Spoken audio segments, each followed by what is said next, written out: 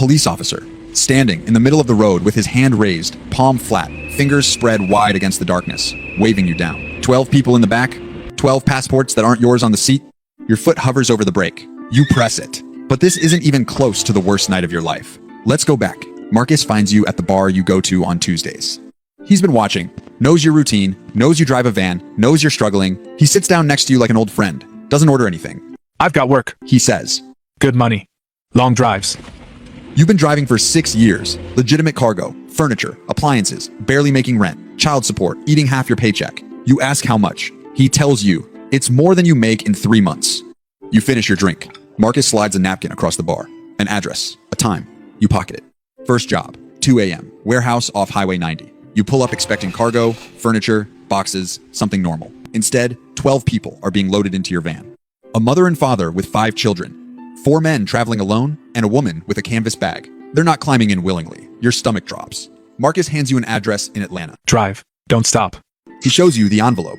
More money than you've seen in months. You stand there, looking at the van, at the people inside, at the envelope in your hand. You should say no. You know you should. You get behind the wheel. Hour 6. Small town. Main Street. Construction zone. Traffic officer in the middle of the intersection. Orange vest. Whistle. Directing cars around roadwork.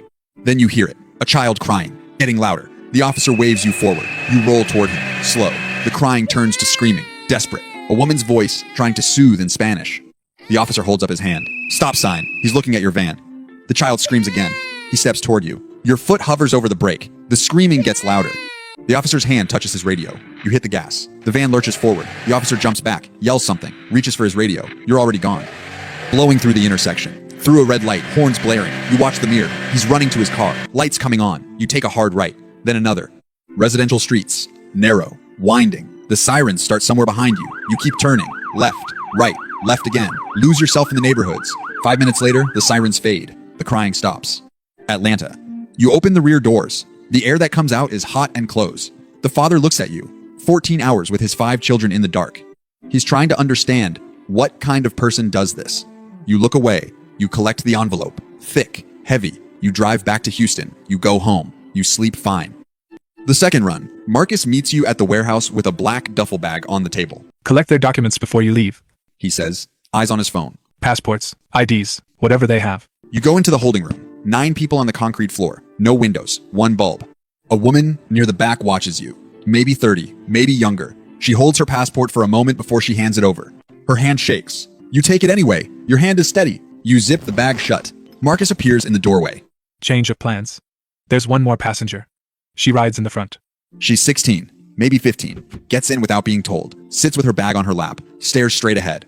Marcus leans in through your window. Voice drops to a whisper. That's Rhea's daughter. He says. The man in Atlanta. You deliver her safe. You don't speak to her. You don't look at her. You don't stop for anything. Understand? You nod. Whatever happens on this drive, Reyes doesn't hear about it. Nothing. If he finds out anything went wrong, he'll find you. He doesn't finish. Doesn't need to. You pull out of the lot.